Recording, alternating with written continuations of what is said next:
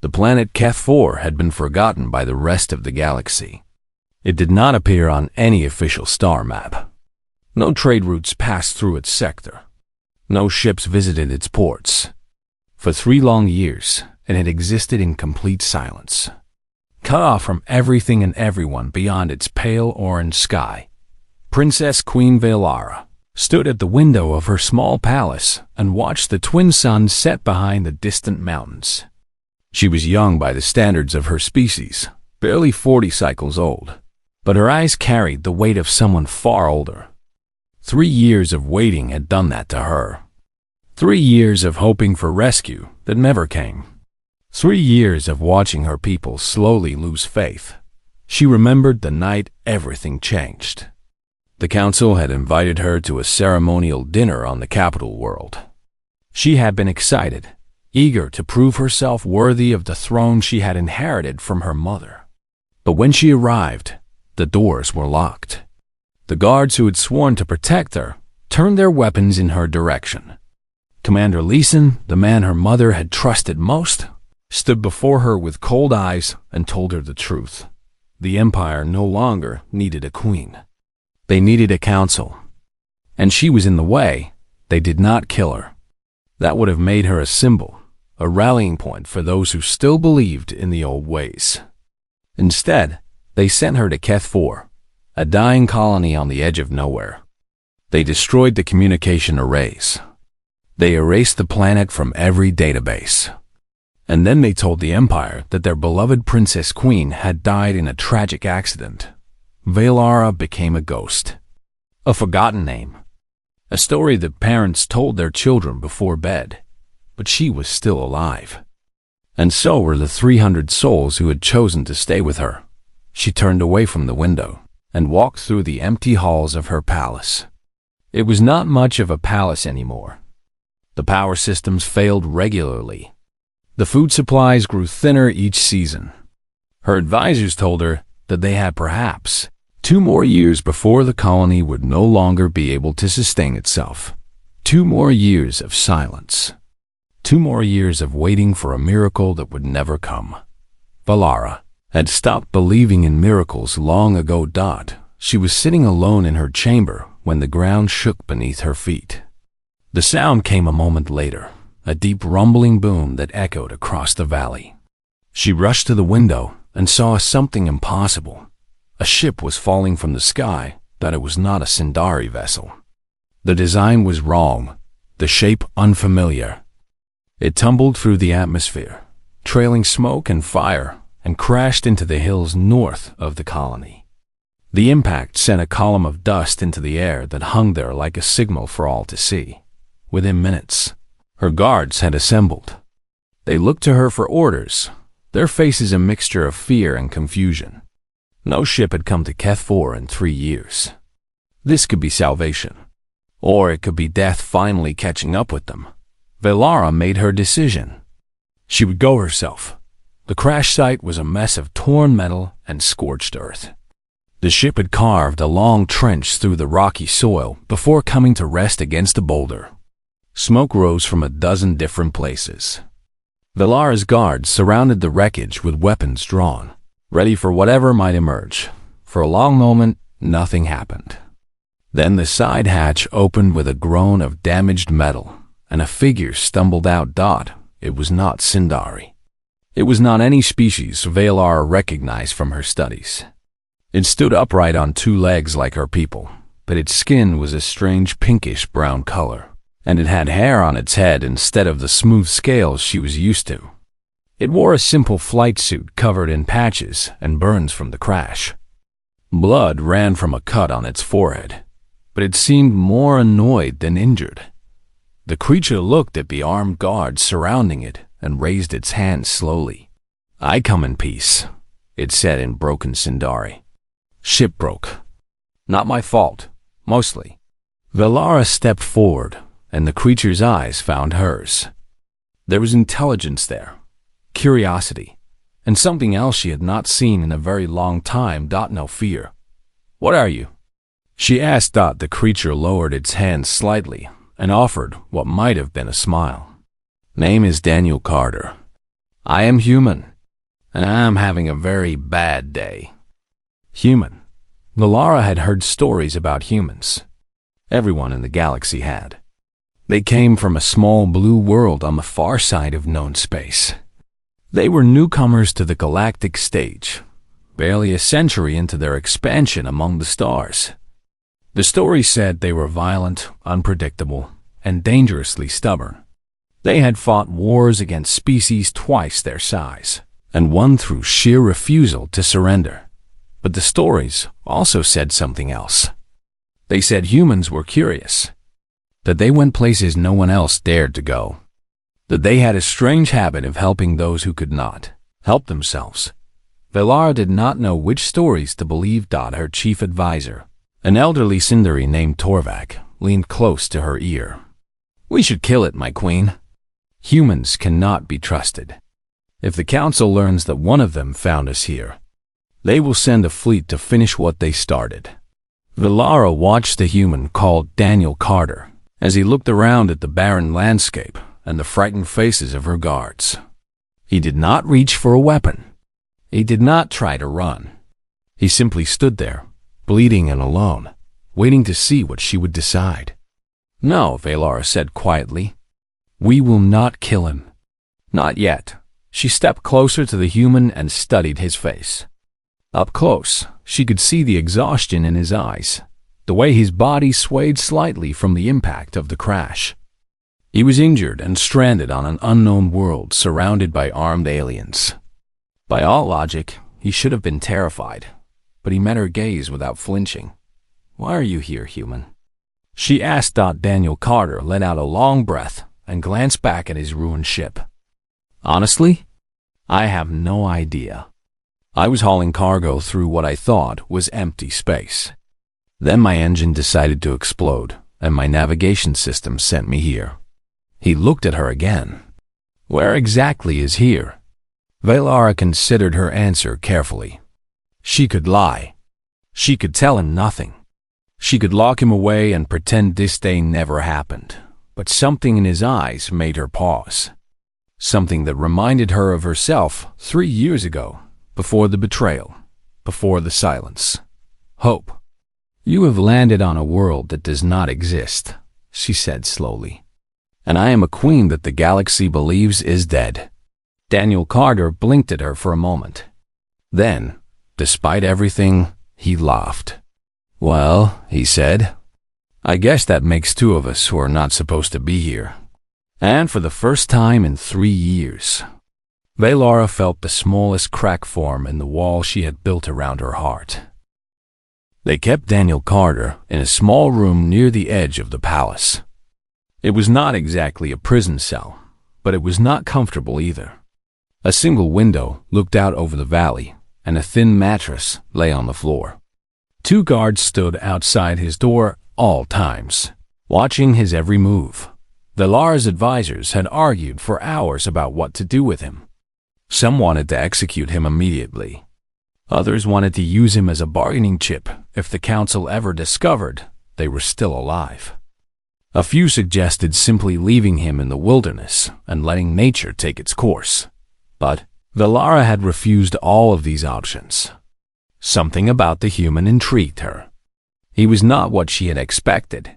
On the second day, she visited his room alone. Daniel was sitting by the window when she entered, looking out at the orange sky with a thoughtful expression on his face. He turned when he heard the door open and rose to his feet slowly, respectfully. Your Majesty, he said. Or is it Your Highness? I am still not clear on the proper title. Either will do, Valara replied. She studied him for a moment.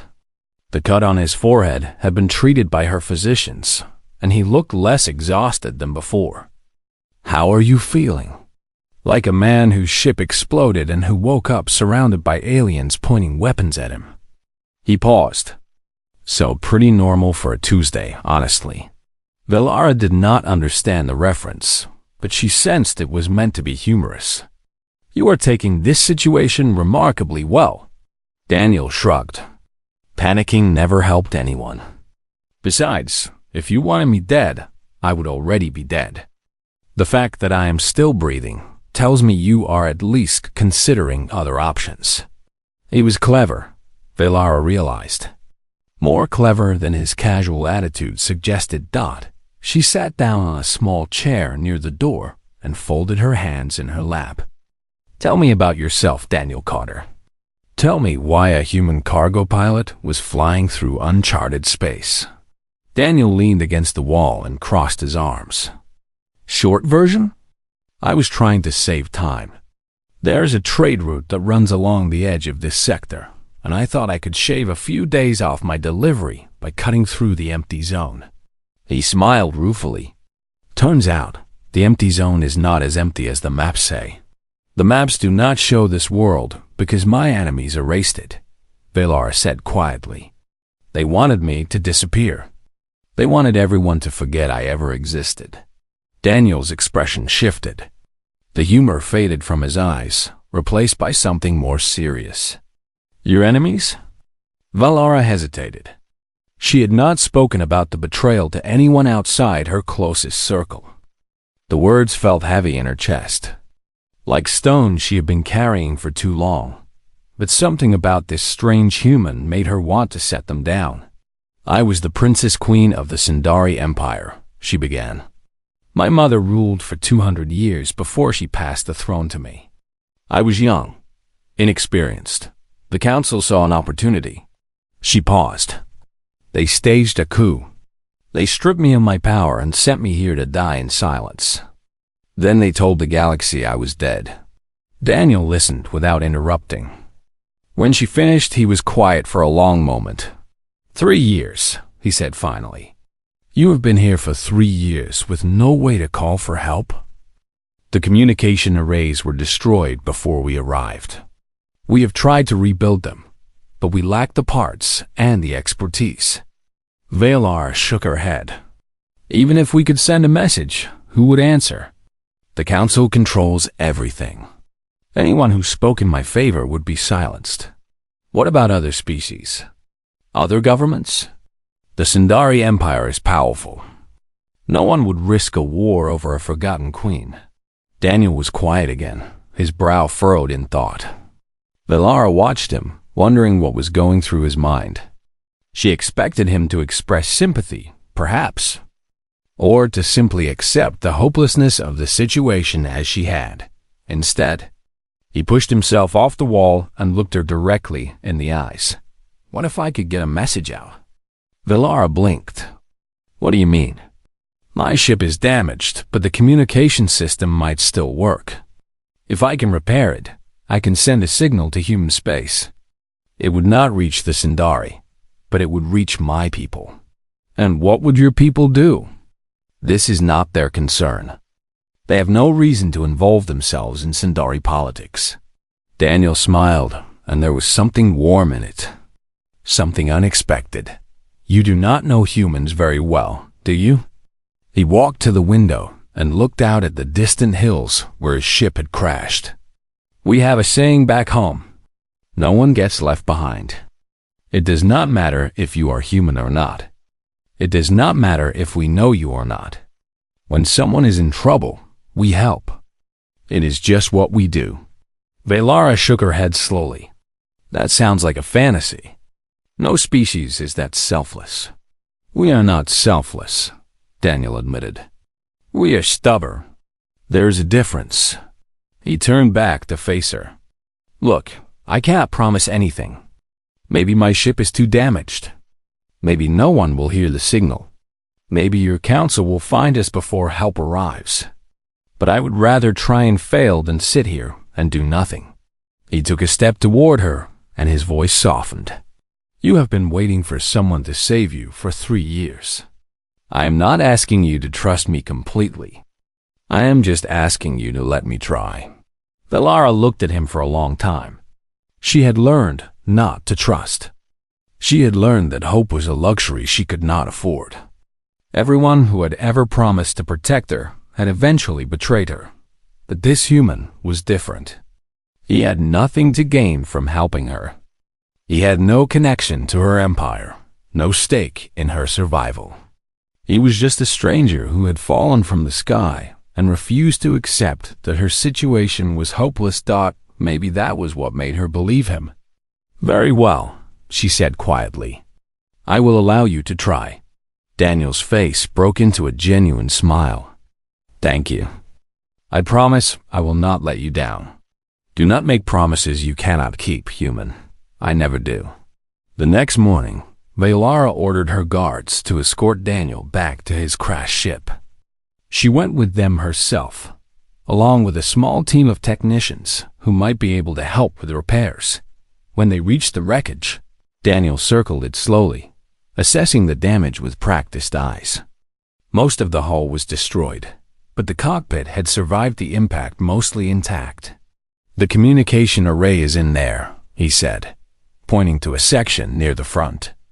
"If I can get power to it, I can send a message." He climbed into the wreckage and began working, his hands moving with the confidence of someone who had repaired broken ships many times before. Velara watched him from outside, her guards standing nervously nearby. For the first time in 3 years, she allowed herself to feel something she had buried long ago. Hope. The days that followed were unlike anything the colony had experienced in 3 years. Daniel Carter worked from dawn until dusk on his damaged ship, and slowly, the people of Keth 4 began to gather around him. At first, they watched from a distance, curious but afraid. Humans were the subject of many frightening stories in Sindari space. Children were told that humans would come for them if they misbehaved. Adults spoke of the brutal wars humanity had fought against species far more powerful than themselves. But Daniel did not act like a monster. He smiled at the children who peeked at him from behind rocks. He shared his ration bars with anyone who looked hungry. When one of the elderly colonists struggled to carry water from the well, Daniel stopped his work and helped without being asked. Word spread quickly through the small community. The human was strange, yes, but he was also kind.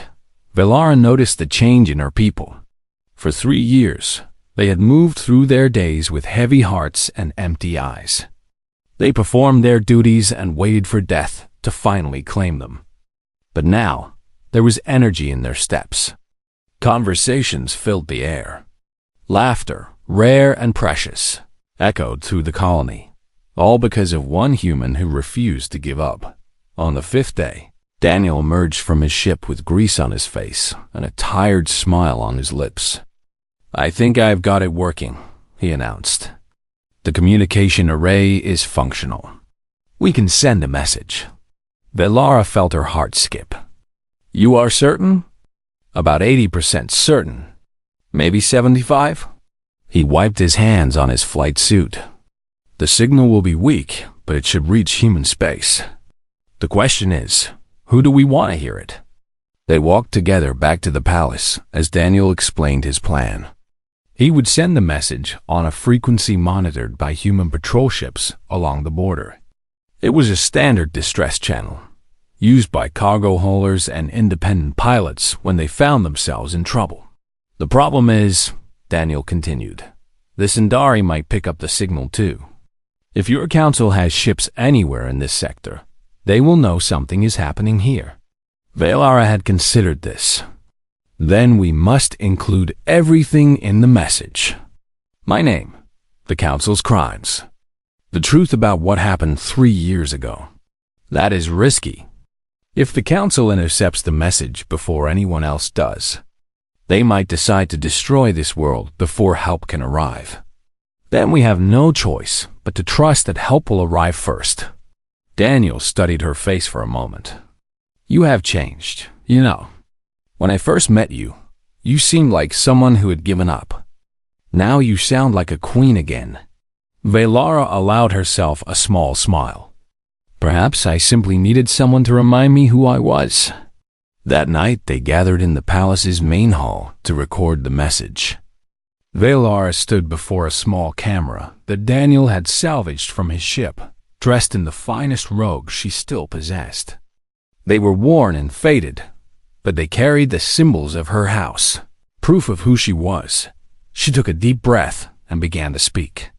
"My name is Velara, Princess Queen of the Sindari Empire. 3 years ago, I was betrayed by Commander Leeson and the High Council. They staged a coup, stripped me of my power, and exiled me to this forgotten world. They destroyed our communications and erased our existence from all records. They told my people I was dead. She paused, steadying her voice. But I am alive. 300 of my loyal subjects are alive. We have been waiting in silence, forgotten by the galaxy that once called me their future. But we will be silent no longer. She looked directly into the camera, and her voice grew stronger. I call upon any who hear this message to bear witness. The Council's crimes must be answered. And I call upon the humans, the strangers who have shown us more kindness in 5 days than my own empire showed in 20 years. If you can hear me, please help us. We have been left behind for too long. Daniel stopped the recording and nodded. That was perfect. Are you ready? Velara nodded. Send it. The signal went out into the darkness of space, a tiny voice crying for help in the vast emptiness between stars. There was no way to know if anyone would hear it. No way to know if help would come in time. All they could do was wait. 2 days passed without incident. The colonists went about their routines, but there was a new tension in the air. Every time someone looked at the sky, they wondered if the next ship they saw would bring salvation or destruction. On the morning of the 3rd day, Velara was in her chamber when Torvak burst through the door, his aged face pale with fear. My queen, he gasped. A ship has entered orbit. It is Sindari. Velara's blood ran cold. She rushed to the window and looked up at the sky, but she could see nothing except the orange clouds. How many ships? Just one. A warship. It is broadcasting on all frequencies. They hurried to the main hall, where Daniel was already waiting with a portable receiver. His face was grim as he adjusted the settings, and then a voice filled the room. A voice Velara knew all too well. This is Commander Leeson of the Sindari High Council. I know you are listening, Velara. I must admit, I am impressed. I never thought you would find a way to send the message after all this time. Velara's hands clenched into fists at her sides. But it does not matter, Leeson continued. Your little cry for help has been heard by no one of consequence. The humans are too far away to intervene. Your allies in the Empire are either dead or too afraid to act. You are alone, just as you have always been. Daniel stepped closer to the receiver. He does not know for sure that no one heard the message. He's trying to scare you. He is succeeding, Velara whispered. Lyson's voice continued, cold and calculating. I am offering you a final choice, Velara. Surrender yourself to me, and I will allow your colonists to live. They will be relocated to a mining world where they can serve the Empire until the end of their days. But if you resist, if you force me to come down there, I will burn this world from orbit. There will be nothing left but ash. The transmission ended, leaving a heavy silence in its wake. Velara looked at Daniel, fear and defiance warring in her eyes. What do we do? Daniel's jaw tightened. We do not surrender. That is for damn sure. He turned and walked toward the door. Where are you going? Velara called after him. Daniel paused and looked back at her. To do something stupid. It is sort of a human specialty. And then he was gone, running toward his crashed ship like a man with a plan. Velara watched him go and felt something stir in her chest. For the first time, she was not facing the darkness alone. Commander Leeson stood on the bridge of his warship and looked down at the small world below. Ket-4 was a pathetic planet, barely worth the resources it had taken to colonize it in the first place. He had always known it was a fitting grave for a weak queen, but somehow she had survived. Somehow, after 3 years of silence, she had found a way to make her voice heard again. It did not matter. The message had been intercepted before it could travel far. No help was coming. This would end the same way it was always meant to end, with Velara's death. He gave the order to prepare the orbital bombardment systems. In 1 hour, Keth 4 would cease to exist. Down on the surface, Velara had gathered her people in the underground shelters beneath the palace. They were designed to protect against natural disasters, not military weapons, but it was better than nothing. The elderly, the children, the sick, they all huddled together in the dim light, waiting for the end. She walked among them, offering what comfort she could. A touch on the shoulder, a few words of encouragement, a promise that she would not abandon them. But inside her heart was breaking. She had failed them. She had dared to hope, and now that hope was going to get them all killed. Outside, Daniel Carter was running. His lungs burned and his legs ached, but he did not slow down. He reached his crash ship and climbed inside, his hands moving frantically over the control panels. The main systems were dead, but the emergency beacon was still functional. He had kept it in reserve for exactly this kind of situation. The emergency beacon was a simple device. It broadcast a single repeating signal on a frequency that every human ship was programmed to monitor. It was designed for pilots who found themselves stranded in hostile territory. A last resort when all other options had failed. Daniel activated it and prayed. The signal shot upward through the atmosphere, through the clouds, past Lyson's warship, and out into the cold void of space. It was weak, barely a whisper against the background noise of the universe. But sometimes, a whisper was enough. 300 light-years away, a human patrol ship called the Steadfast picked up the signal. Captain Grace Howard was on the bridge when her communications officer reported the distress call.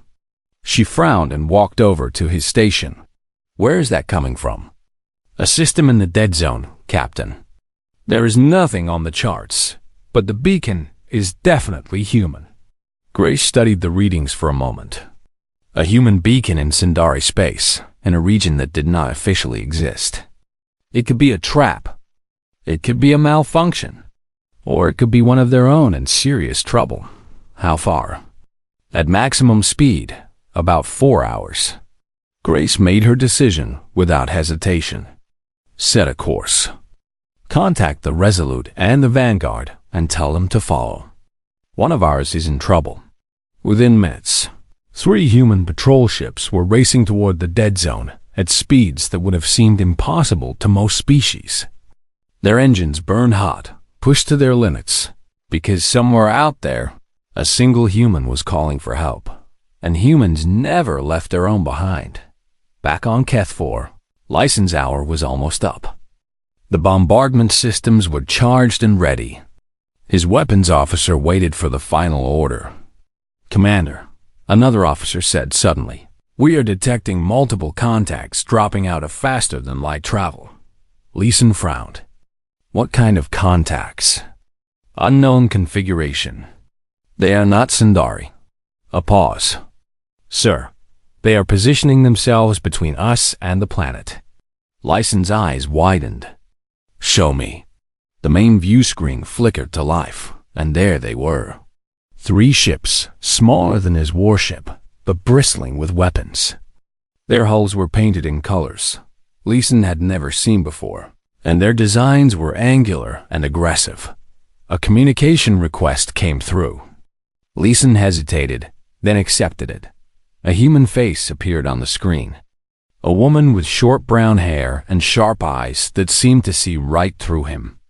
She wore a military uniform, and her voice was calm and cold when she spoke. "This is Captain Grace Howard of the Earth Alliance vessel Steadfast.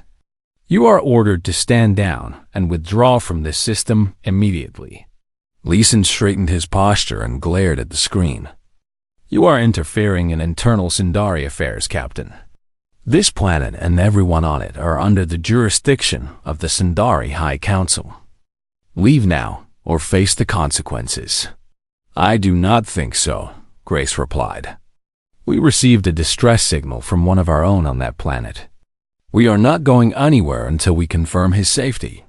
One human cargo pilot is not worth starting a war over." Grace smiled, and there was something dangerous in it. "You do not understand humans very well, do you, Commander?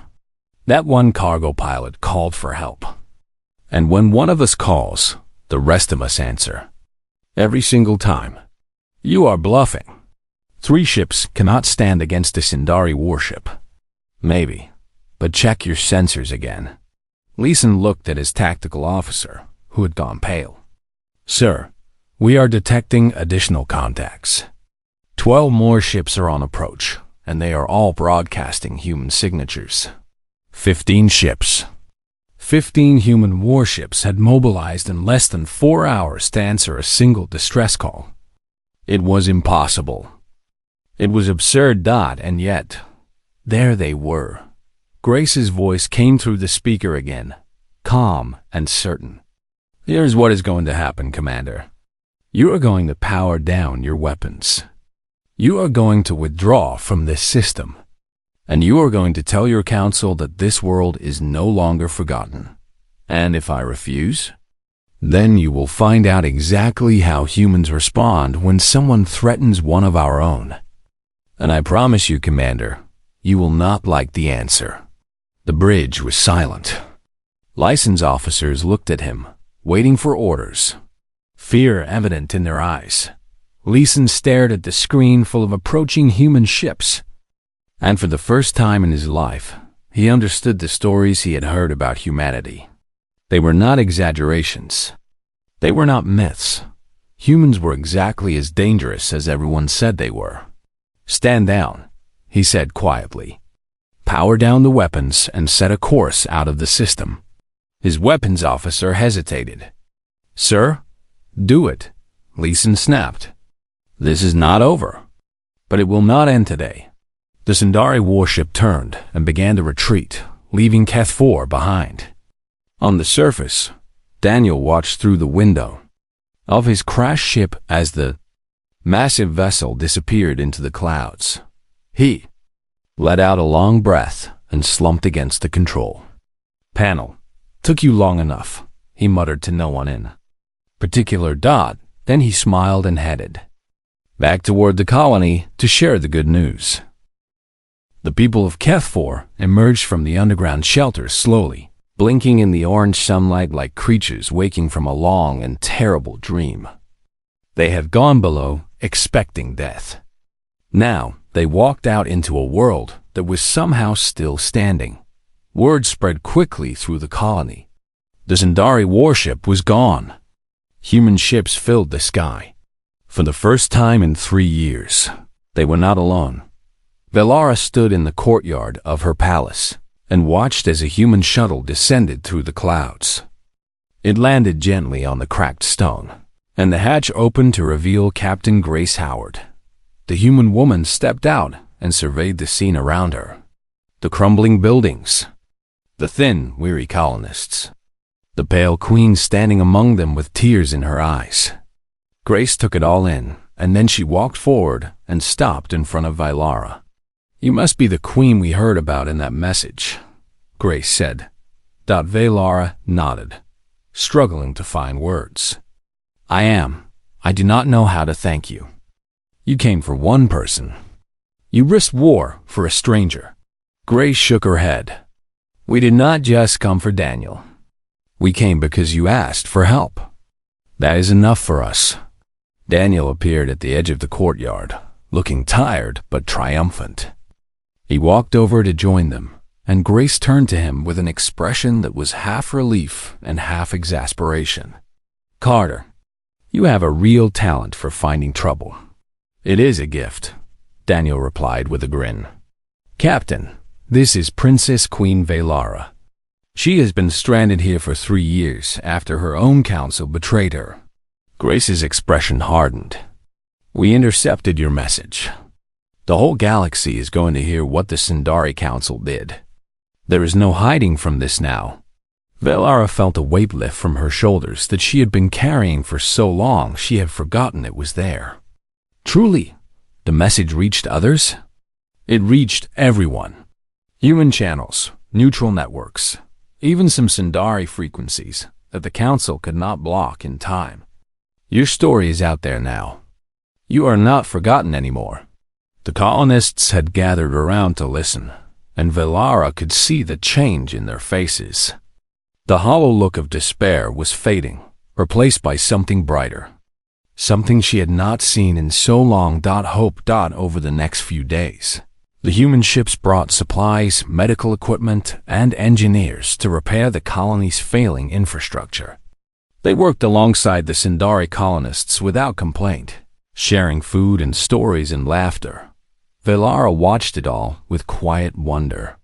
She had been taught that aliens were to be feared, especially humans. The stories painted them as brutal and aggressive, incapable of mercy. But these humans were nothing like that. They joked with her people. They played games with the children. They treated the sick with gentle hands and patient smiles. One evening, she found Daniel sitting on a hill overlooking the colony. The twin suns were setting, painting the sky in shades of pink and gold. She sat down beside him and looked out at the view. "Your people are remarkable," she said quietly. "I have never seen anything like this." Daniel shrugged. "We are just doing what comes naturally. When someone needs help, you help them. It is not complicated. It is more complicated than you think. Most species would have ignored my message, or they would have demanded something in return. But your captain asked for nothing. We are not most species." Velara smiled. "No, you certainly are not." They sat in comfortable silence for a while, watching the sun sink below the mountains. Finally, Velara spoke again. "What happens now? The Council will not accept this quietly. They will try to reclaim me, or discredit me, or worse. Then we will deal with that when it comes," Daniel said. "But you are not alone anymore. The galaxy knows you are alive. Other Sundari who were loyal to your mother are already speaking out. And humans have a long memory. We do not forget people who need our help. Why?" Velara turned to look at him. "Why do humans care so much? You could have left. You could have repaired your ship and flown away without looking back. But you stayed. You risked your life for strangers. I need to understand why." Daniel was quiet for a moment, considering his answer. "A long time ago," he said slowly, "humans went through some very dark times. Wars, suffering, terrible things that we did to each other. We learned something from those times. When people are left behind, when they are silenced and forgotten, it becomes easier to do it again. The darkness grows." He looked at her, and his eyes were earnest. "So we made a promise to ourselves. No one gets left behind. Not our own people. Not anyone who asks for help. Because if we start choosing who deserves to be saved, we become the thing we fought so hard to escape." Velara felt tears prick at her eyes. "That is a beautiful philosophy." "It is not always easy," Daniel admitted. "Sometimes it costs us. Sometimes we fail. But we keep trying anyway, because the alternative is worse." The suns had disappeared now, and the first stars were beginning to appear in the darkening sky. Velara looked up at them and thought about how different they seemed now. For 3 years, those stars had been a reminder of everything she had lost.